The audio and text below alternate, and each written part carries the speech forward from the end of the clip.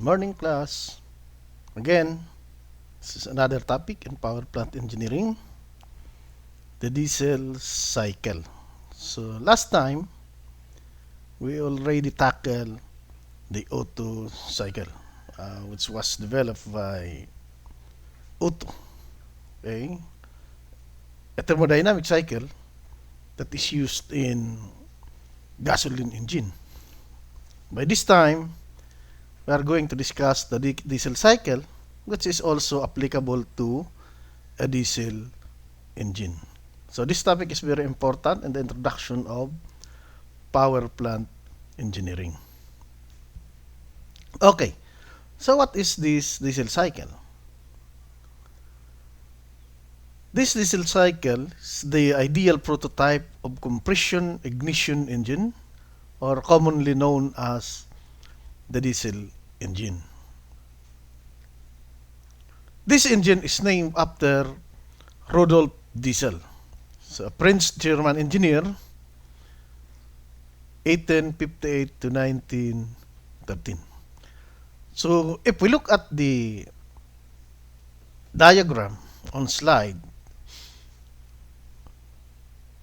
so this is composed of the pressure volume diagram and the TS diagram. So we will notice that as compared to the PV diagram of an Otto cycle, heat addition in an Otto cycle is at constant volume. By this time, since this is a compression ignition engine, heat added is at points 2 and 3. That is at constant pressure process. But anyway, the compression and expansion are all in isentropic process. Okay. So, same as for the TS diagram, 1 and 2 is isentropic. Another is 2 to 3 is constant pressure process or isobaric. And 3 to 4 is another isentropic process, and 4 to 1 to complete the cycle is constant volume process. Okay. So the processes involved in a diesel cycle, 1 to 2 is isentropic compression, 2 to 3 is constant pressure heat addition, or say isobaric. Another is 3 to 4 is isentropic expansion, and 4 to 1 is isometric or constant volume heat rejection. So let's go to the analysis of the diesel cycle. So for isentropic, the equation is PV raised to K equals to constant. Okay, same as for the derivation in an Otto cycle, wherein the absolute pressure at point 2 is also a function of the absolute pressure at point 1 and the compression ratio raised to K. So where the compression ratio is of course the ratio of the initial volume and the volume after compression. Okay?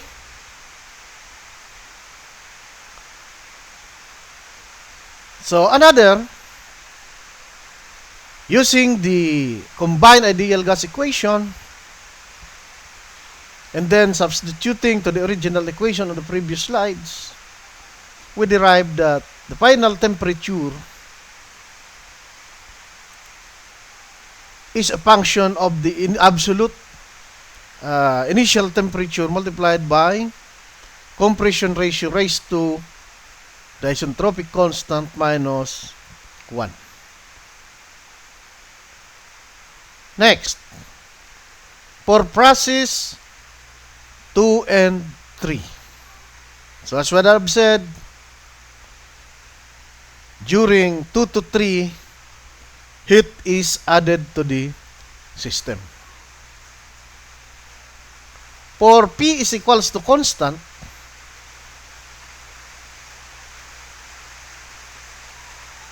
we have the equation B sub 2 over T sub 2 is equals to B sub 3 over T sub 3. Okay. So we know that the ratio of the volume at 3 and volume at 2 is sometimes, or we call that as the cut-off ratio, or designated as RC.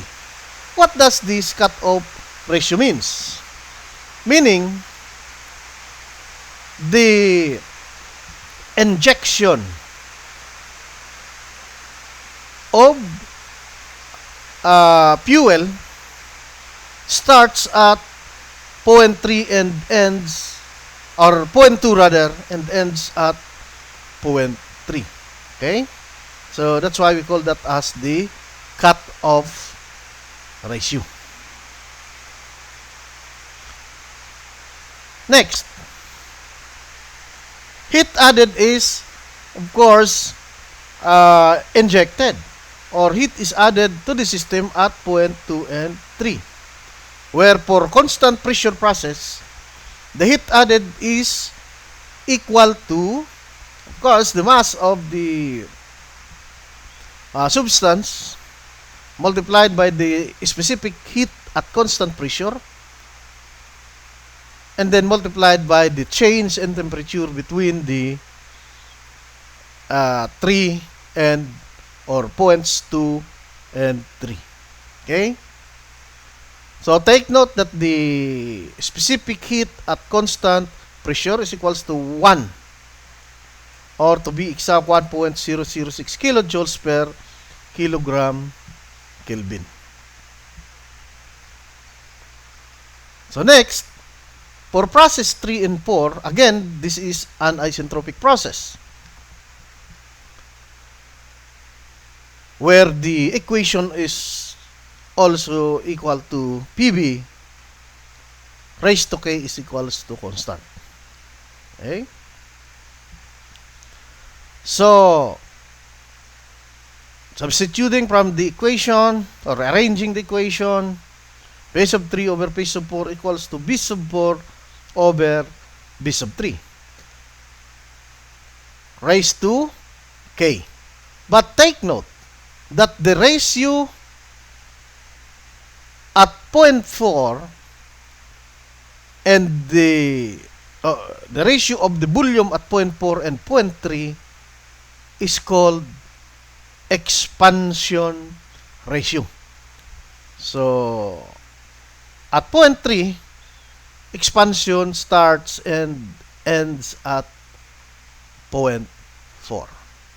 Okay, so the equation now is P sub 3 in terms of expansion ratio is equals to P sub 4 RA raised to K, or expansion ratio raised to K. Next, so considering again the combined ideal gas equation and substituting to the original equation T sub 3 in, as a function of T sub 4 equal to T sub 4 RK raised to K minus 1. So that is the equation in determining the highest temperature during the process. So next is process 4 to 1. So this process is constant volume process, where for constant volume process, using the combined ideal gas equation and then eliminating the volume, the remaining equation is P sub 4 over T sub 4 is equal to P sub 1 over T sub 1. And heat, of course, is rejected at 0.421. Okay. So heat rejected now is equal to the mass multiplied by specific heat at constant volume multiplied by the change in temperature between 4 and 1. Okay, again, the difference between the Poorstroke and a two-stroke engine. So, as what I have said, the difference is that for a two-stroke engine, the complete cycle is completed in one revolution only. So, meaning, compression, heat addition, expansion, heat rejection is completed during the one revolution created. Okay? So, in one revolution only. But for the four-stroke engine, that processes, intake, compression, power, and exhaust is completed in 2 revolutions. Okay, so that is the difference between the two. Okay, so another we have also the so-called piston displacement. Again, looking at this diagram,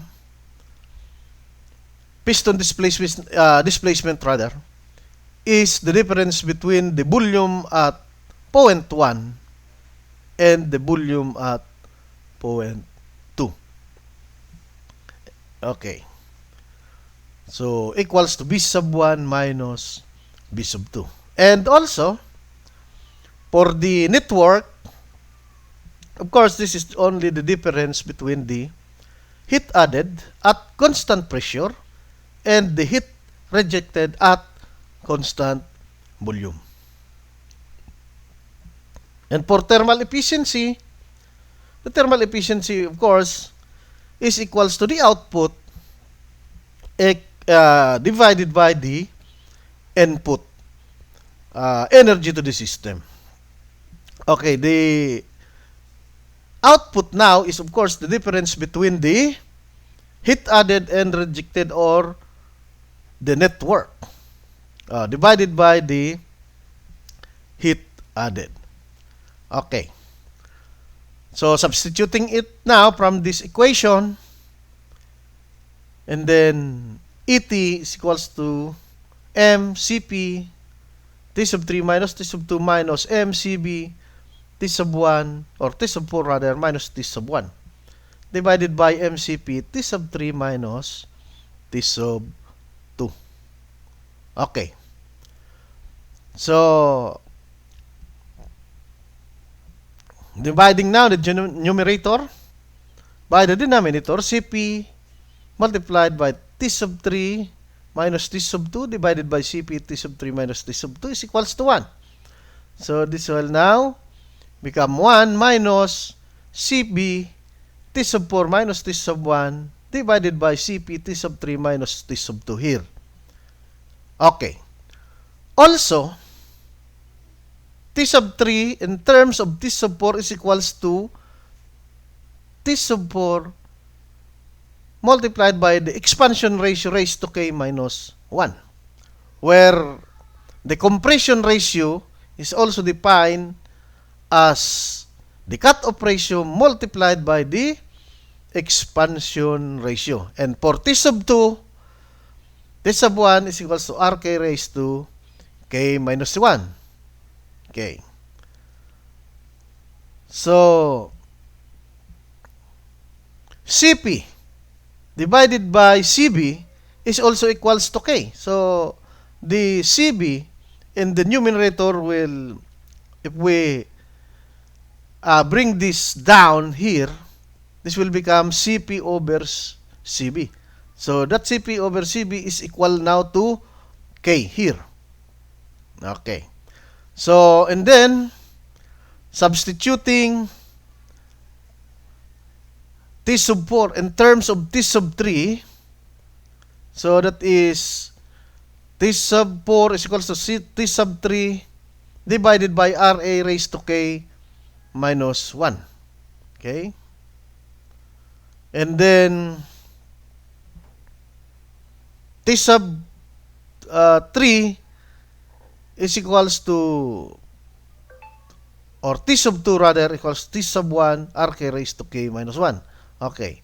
So, substituting it to the equation, and then the derived equation now is equals to 1 minus 1 over RK raised to K minus 1 multiplied by RC raised to K minus 1 over K RC minus 1.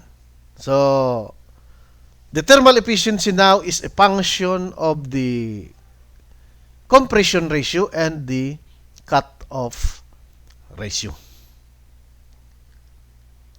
Okay. So, another is compression ratio in terms of clearance volume. Again, that is equal to RK equals to 1 plus C over C, where C, of course, is the clearance volume.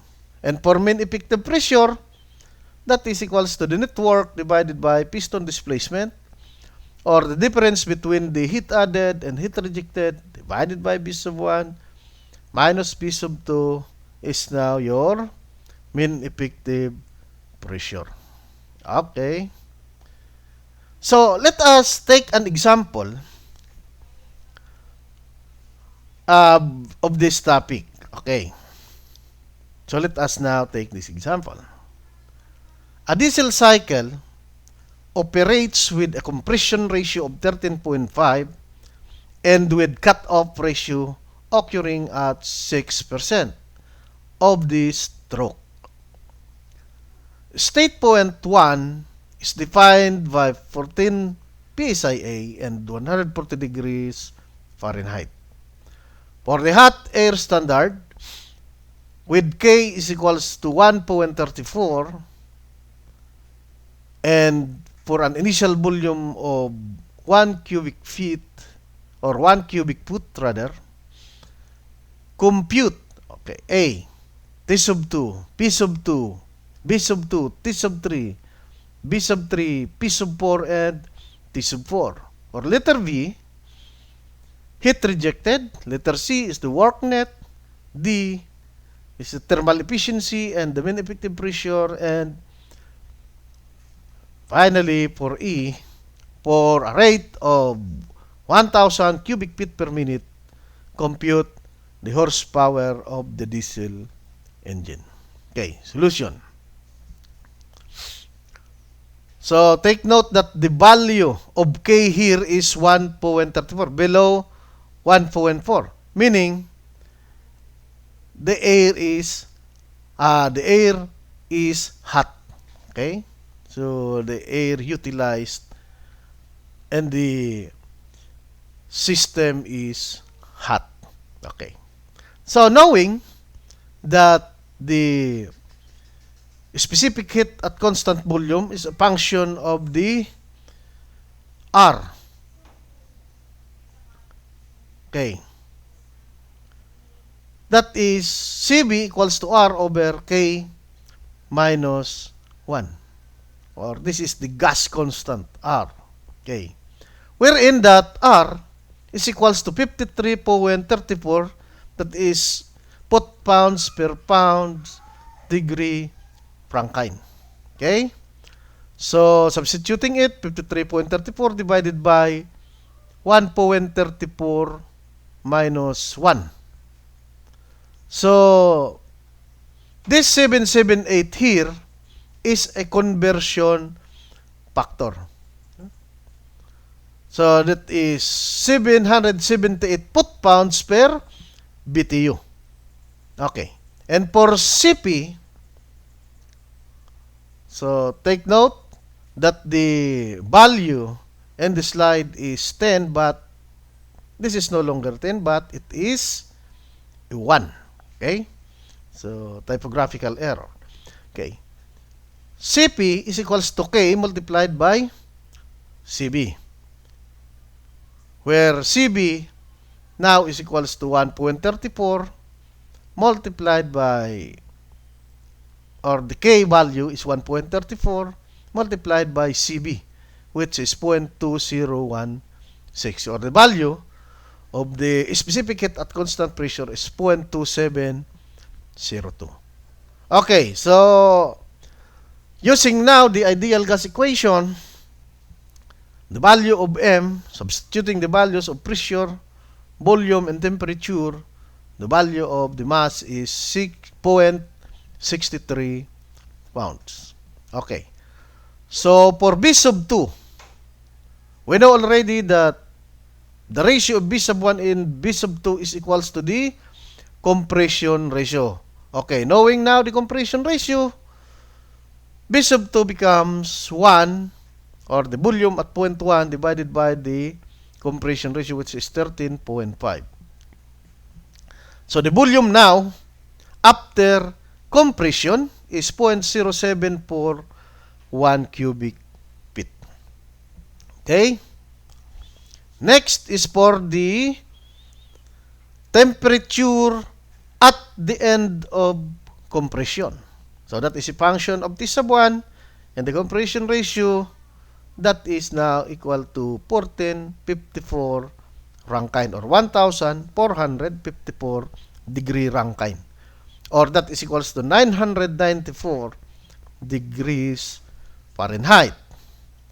Okay. For P sub 2, again, this is a function of the compression ratio, so that is 457.9 PSI absolute. Okay. So, let us now consider at state point 3. So, where that point 3, at point 3 rather, B sub 3 equals to B sub 2 plus 0.06, or 6% of the piston displacement. Okay, substituting now the value, B sub 3 rather is equals to 0.1297 cubic foot. Okay, and for T sub 3 over T sub 2, so T sub 3 becomes 2085 degrees Fahrenheit. Okay, so but at state point 4, again, the ratio T sub 3 over T sub 4 equals to B sub 4 over B sub 3 raised to K minus 1. And then, getting the value of T sub 4, substituting the known values, T sub 4 becomes 1,271 degree Rankine, or that is equals to 811 degree Fahrenheit. And for P sub 4, substituting values from the equation, the value becomes 29.7 PSI absolute. Okay. So for letter B, heat added, since all the parameters are already known, so substituting it from the equation for heat added becomes now 18.57 BTUs. And for heat rejected, substituting all values becomes 8.52. And the network now, the difference between QA and QR is equals to 10.05 BTU. And for thermal efficiency, so since work net and it are already known, substituting it to the equation, it now becomes 54.12%. And for mean effective pressure, knowing already the work net and the difference between the initial volume and the final volume after compression, the mean effective pressure now becomes 58.64 PSI. Okay? So, for the power developed by the engine, so, of course, if 1,000 cubic feet per minute of gas is used, then the work is now equal to 237 horsepower. Okay, so I think the example is very much clearer to everybody. So we have here an assignment. So of course, you are required to solve this problem and pass this after 1 day or maybe 2 days. Okay? So this is composed of 9 problems. So this is a multiple choice problem, but your solution of course is required. Okay, so that ends our discussion and my presentation. Thank you very much.